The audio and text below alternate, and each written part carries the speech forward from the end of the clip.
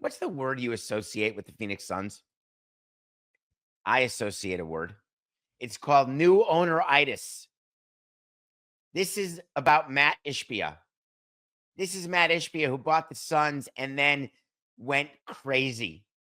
Traded for Kevin Durant, signed him, signed Devin Booker, traded for Bradley Beal, maximum contracts left and right. This is a team that Matt Ishbia said is a championship team. This is a team that Matt Ishbia said, wait a minute, why do I need to tell you what Matt Ishbia said?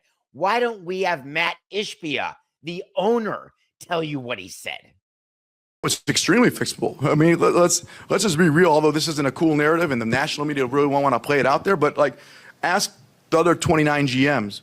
26 of them would trade their whole team for our whole team and our draft picks and everything as is. Like, the house is not on fire. We're in great position. It's not hard to fix. It's not like we're like, hey, we don't have enough talent to win a championship. We have enough talent to win a championship, right? Do we have enough continuity? Do we have time together? Like, there's a lot of things we can look at. Do we have like the right leadership in place? Do we have to add some little pieces around that? It's not like we don't have people that can score the ball, not play defense and have one champ. Like, we have all the things. And so, how fixable is it? And I mean, if I read the media, I would think we have a lot of problems. But luckily, I get to spend time with, the best players in the world, in my opinion, the best coaches, GMs, see like all these people, and I get to spend time with our people and say, we're in really great shape, and I wouldn't trade our team or our situation for anyone else's, except for I'd like to be playing right now. But besides that, for like how going into the offseason, I feel great about it. It's not like there's a lot of other teams that have good players that have to re-sign them or they're going to lose them or that they're unrestricted free agents. Like, our starting five's coming back. I feel very good about it.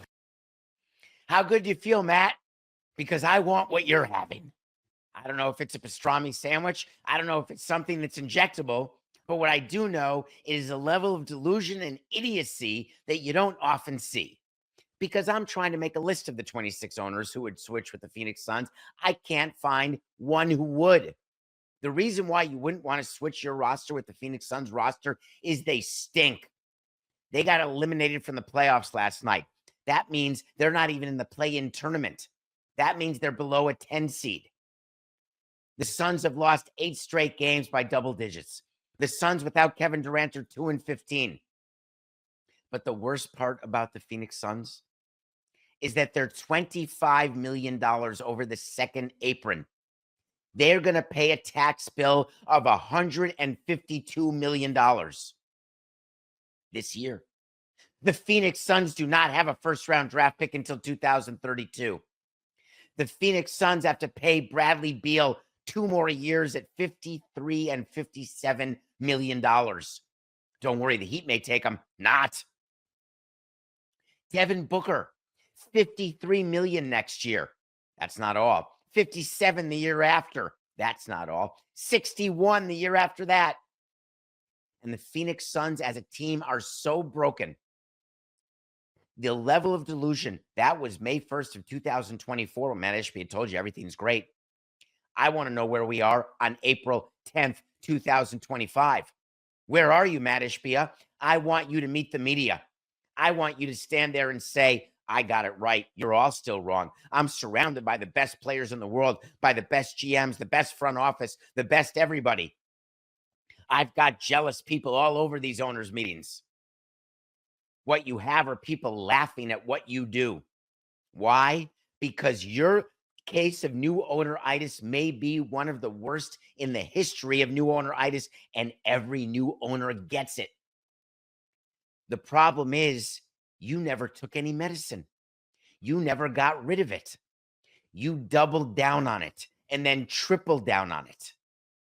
Forget the fact that after you gave that little speech, you fired the coach, you hired a new coach who you're now going to fire again, who, by the way, won a championship with the Bucks. But you're going to fire him. Why? You're going to fire your GM?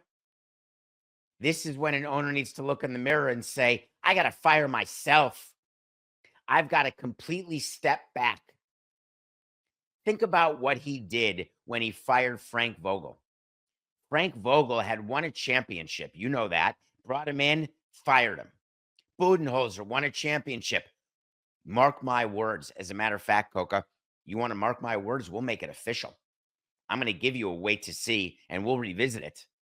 the head coach of the Phoenix Suns is going to get fired because Matt Ishbia has no choice now but to throw good money after bad. He has no choice but to double, triple, and quadruple down. Poor Mike Budenholzer is going to be in a position where he is going to get paid not to have to work for Matt Ishbia anymore.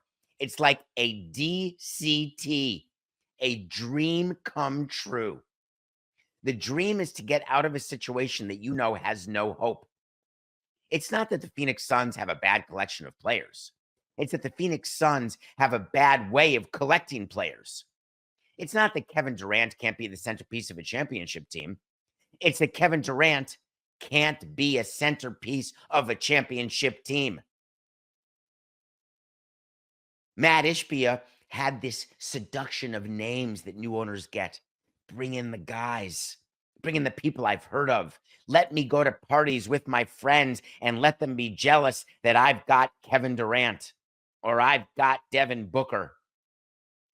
What is it about owners that they love going to these parties, whether they're dinner parties, political parties, whatever they are, and they get to be the big ego in the room?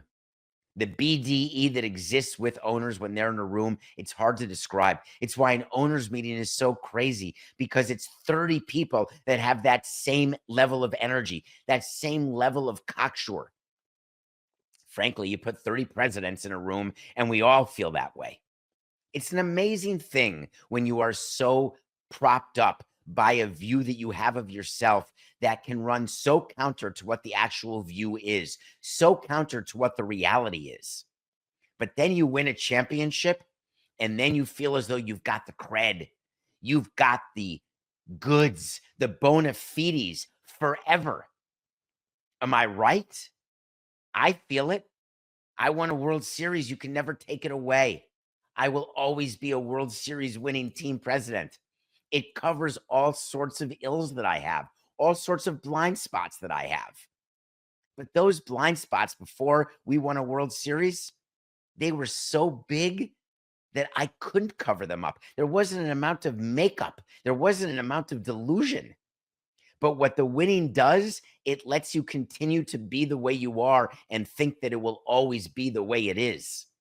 And then you end up chasing Amy, which is a concept you know that I did and so many other owners and presidents and players do. Matt Ishbia is the number one example of someone who has won nothing, literally nothing. And now he's got a team that is not even in the play-in tournament. There is going to be fallout. Could it change Matt Ishbia? Could this be the moment that he gets rid? Is this the antidote to the disease of new owner-itis? We'll find out, but he's got a few moves to make first. The first one is going to be to fire his coach.